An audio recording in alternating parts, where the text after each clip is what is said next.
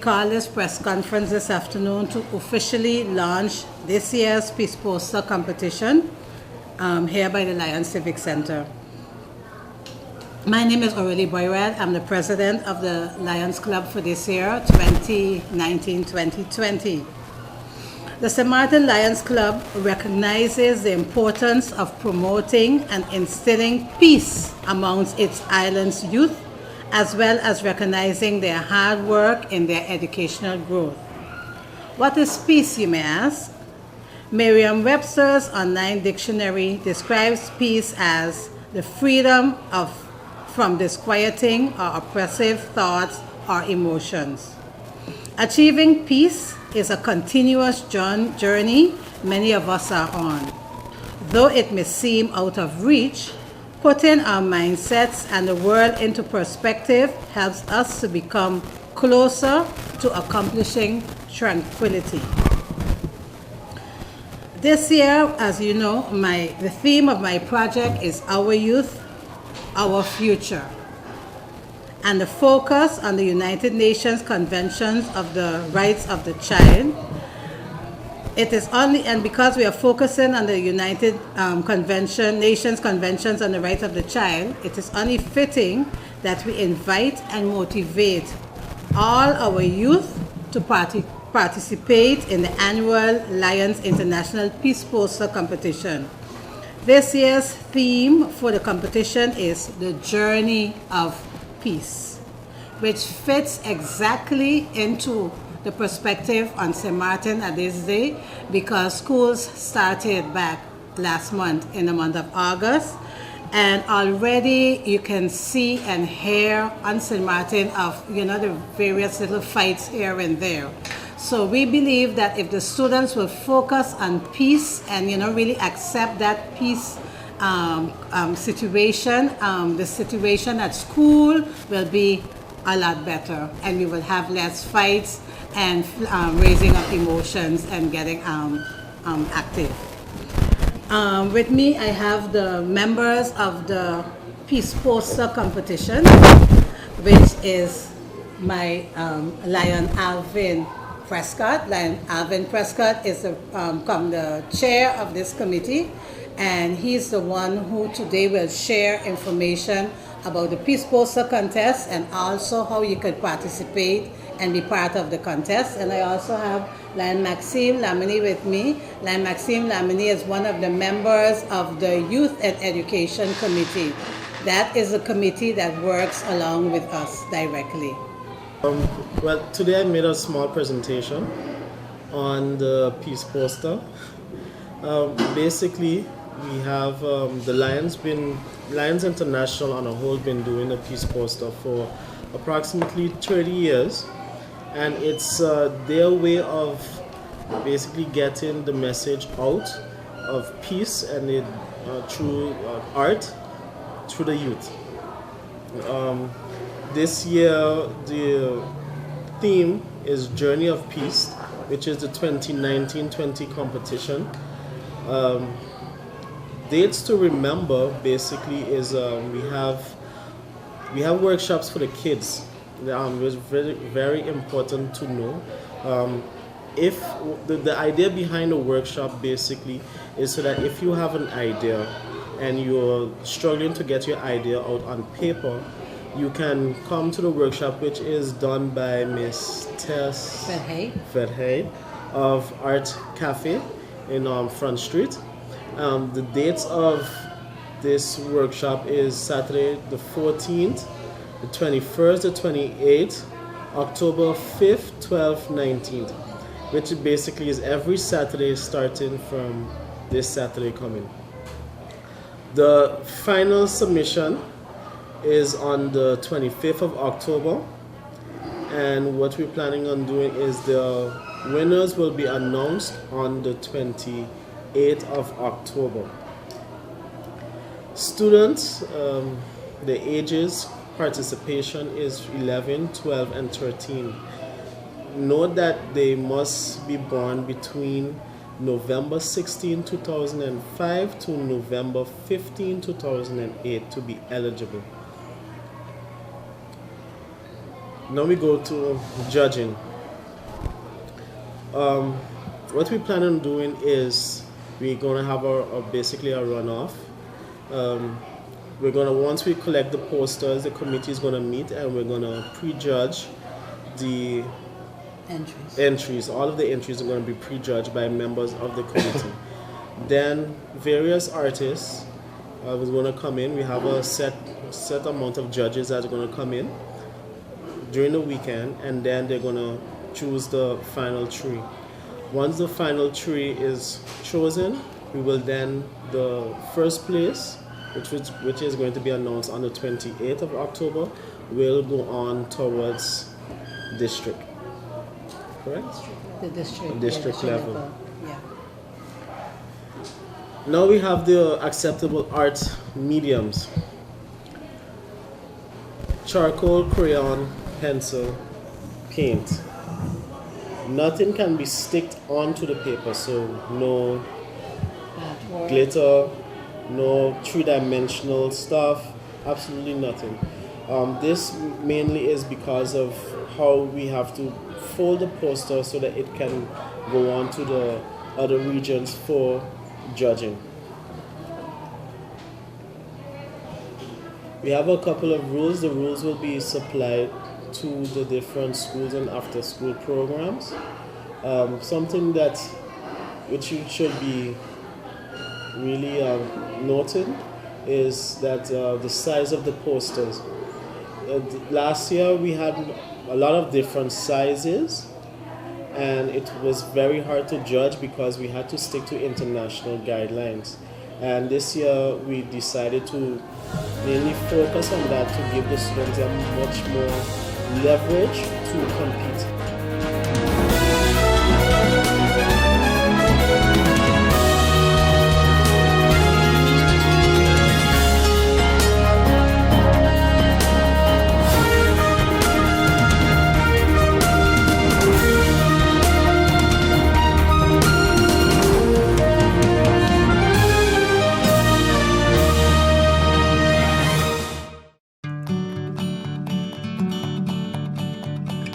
It's been said that behind every door, possibility awaits.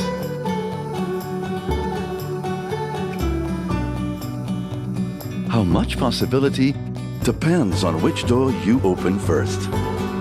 Every day, we help our customers discover the possibilities in their lives.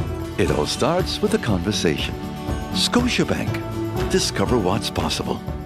GEBE has been faithfully serving the communities of St. Martin, powering your home and our economy. Come rain or shine, our qualified team of professionals are working hard 24 hours a day to provide you and your family with safe, reliable electricity and water.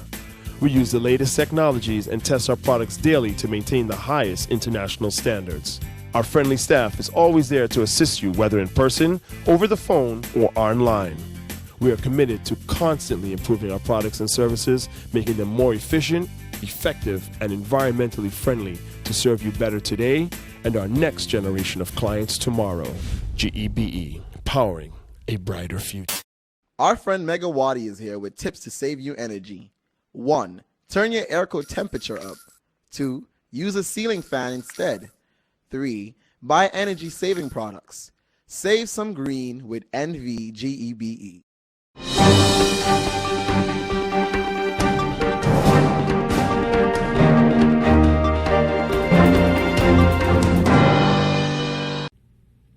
In 2018, government revenues declined due to the economic contraction, resulting in a budget deficit of 105 million guilders. For 2019, the deficit is budgeted to amount to 71 million guilders. Strengthening our economic and financial resilience against external shocks has been and must therefore continue to be a key priority of government. Looking ahead, the outlook for 2019-2020 shows a gradual rebound in economic activity. The rebound is supported by the reconstruction activities of homes and businesses as well as by the coming online of hotel rooms to accommodate the increase in tourist demand. Looking ahead, our focus must be on growing the economy to above pre-Irma levels.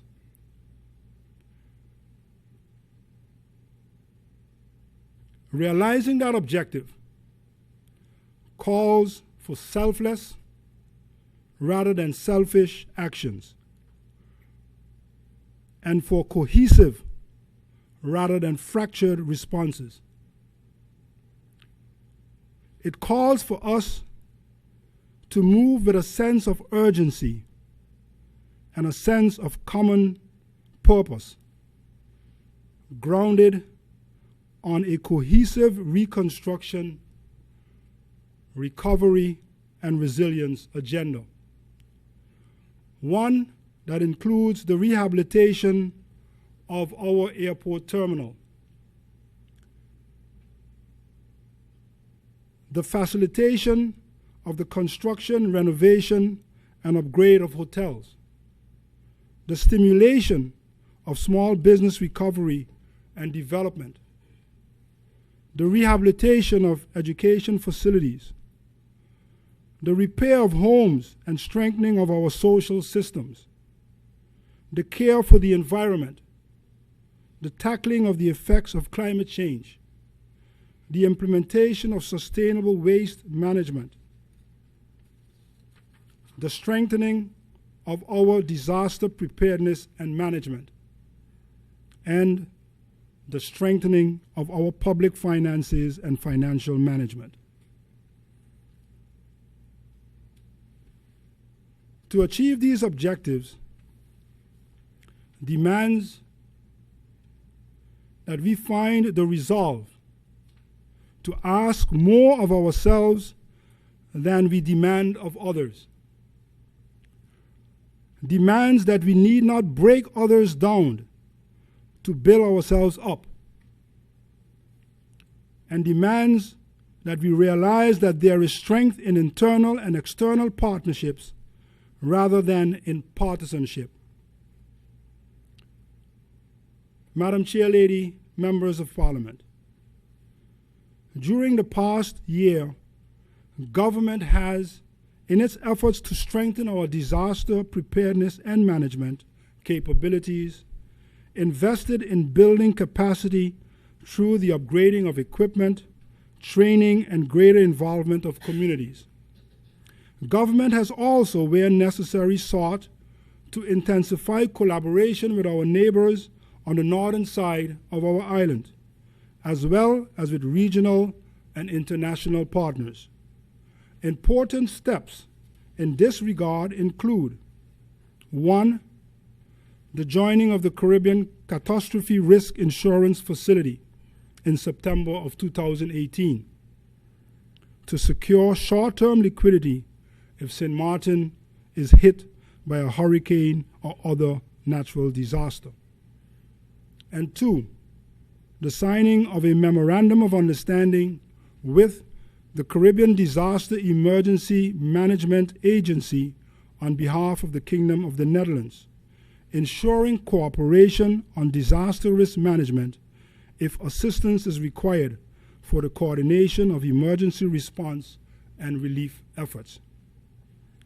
The government is, as a result, pursuing becoming an associate member of SEDEMA and will be hosting its conference at the end of this year.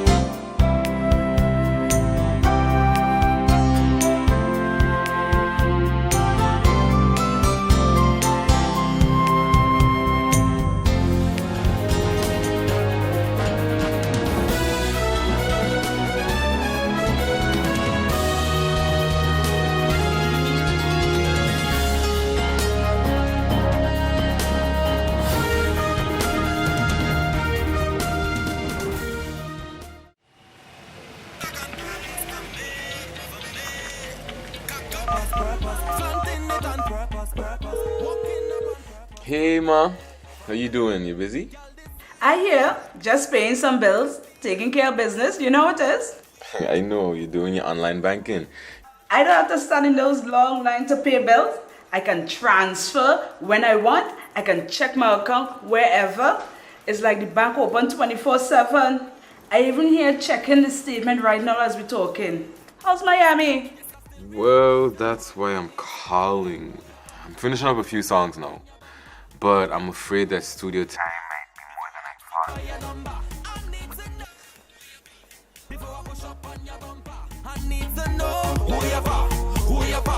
thought. And I was wondering if I could get some help with some funds, and I could pay you back as soon as I get back to St. Martin. Let me check my account.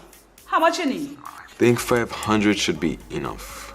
I can transfer it to you while online. Direct from me to you. No problem. Great. Thank you so much, Ma. I'll get online with Viv now. Alright, darling. You know who you're for? I need to know who you're for. Contact Wib today for your complete personal online banking experience. Available for all mobile devices. The Wynwood Islands Bank, now your online banking partner in progress. Who you're for.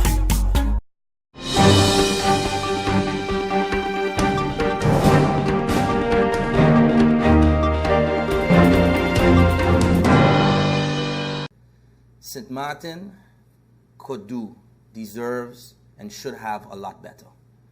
I think that is something that if all of us reach down inside and really look at what we expect of our country, of what was expected in the last election or in every election, St. Martin deserves better. We deserve a government that looks forward first and primarily to its people. Madam Chair, to just hold on for holding on's sake is something that can be admirable, but something that can hurt our people in the meantime. And for me, I have always struggled and told myself with the fact that it is not about whether you are part of coalition, opposition, what it is. You are a member of parliament, and that is the way I have operated. And we have seen several times that this has permeated throughout parliament, where members of the opposition, while maybe having one particular focus, can come together on certain issues and say, enough is enough, something needs to change.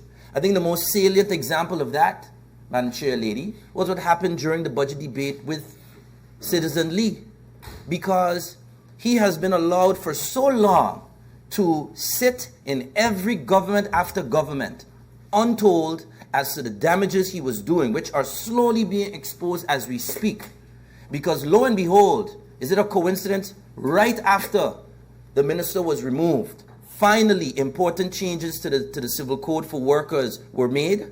Finally, a very good amendment by MP Leonard for maternity leave and paternity leave finally got brought to Parliament when the same SHTA people, his friends, have voiced displeasure with that. Is it coincidence? I don't believe so. But guess what? Because sometimes, for the betterment of the country, we put aside party, we put aside coalition opposition, and we say, hey, we have to take action now, and I will get back to my business after, then sometimes that's necessary and it's good for the people.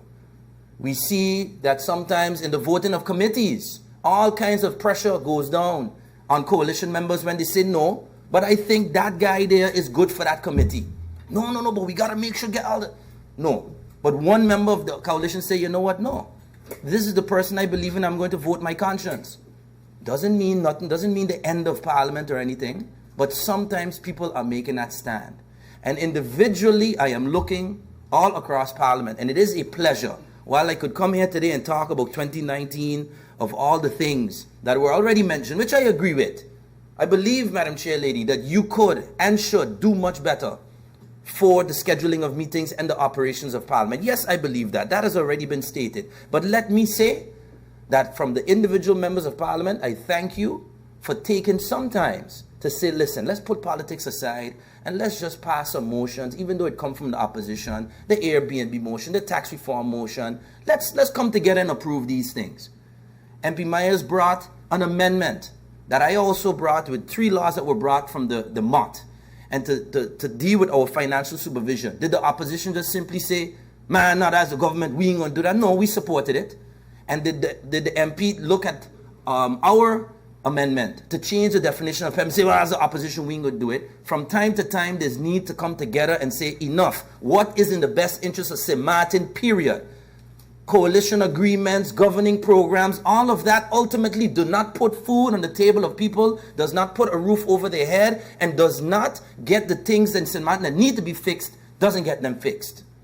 And looking forward, Madam Chair, when I say, okay, this is in 2019, the Mullet Bay initiative that I have brought, it is something that I believe very much in. It wasn't something, as was alluded to, Madam Chair, in your recent radio expose that, well, the inquiry is not something that should just be used. No, the inquiry was something I thought about for over a year and a half. I researched, I wrote it, and put it together. This is something that answers very clearly, contrary to what was said. Oh, but inquiry into what? It is very clear what the inquiry is into. And I'm not going to use all my time now to state that obvious. The document is there, all members of parliament have it. I believe in this fully, and I hope that the members of parliament, once again, as have been done in the past, please believe in this initiative and let us put a stop to the injustice that's happening with Mullet Bay, with everything surrounding it. The beach, the waters, the golf course, everything around there. Enough is enough, and I hope that the signs and the semblances of support that I've seen come across party lines can continue in this parliamentary year, because it's the only way that St. Martin will be able to do that.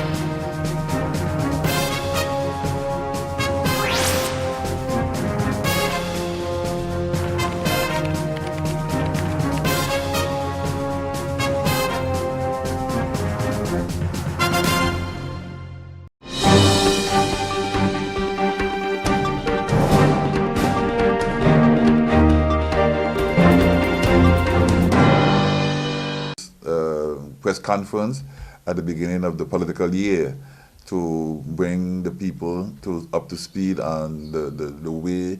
First of all, we examined the policies put in place over the last 2 years after the devastating effect of Hurricane Irma, and to give an outlook on what is happening. We intend to have regular press conferences to keep the people abreast as to what is taking place and what our views and opinions in regards to the various topics, the various situations unfolding before us in our country.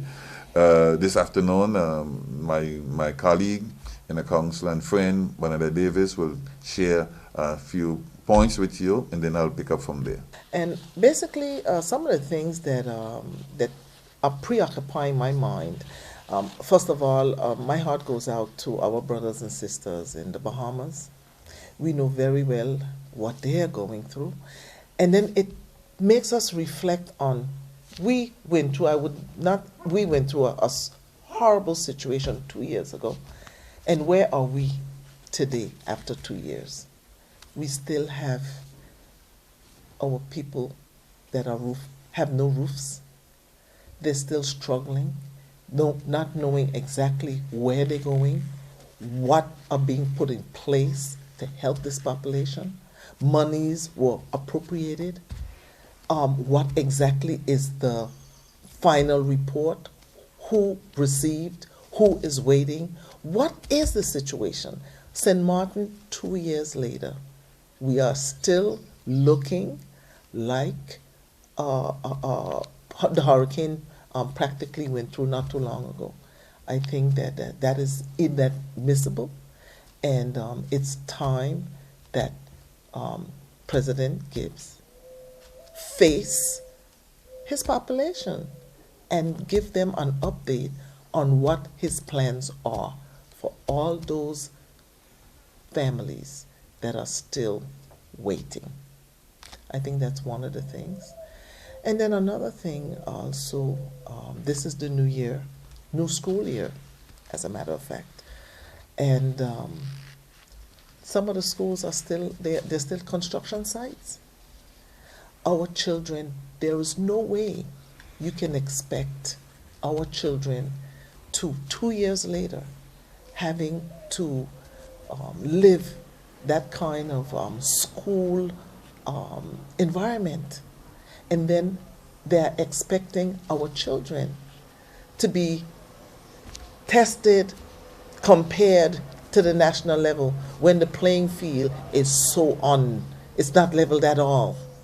And so we're asking what is going on in that respect. And I guess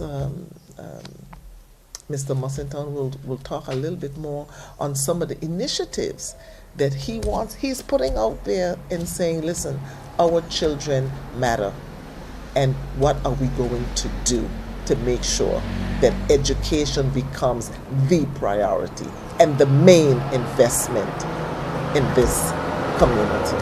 So what we know for the last 2 years is that our president, Gibbs, has been making a lot of trips across the Atlantic, but we don't have anything tangible today to say that here's a meaningful results of his frequent voyage to France. Because we know today, it's no news today, that the PPRN, the prevention plan, the natural disaster prevention plan is in effect, and our people are faced with the sad reality that they can lose their property because the PPRN in itself would prohibit the reconstruction or the construction in certain areas that they deem unfit for construction.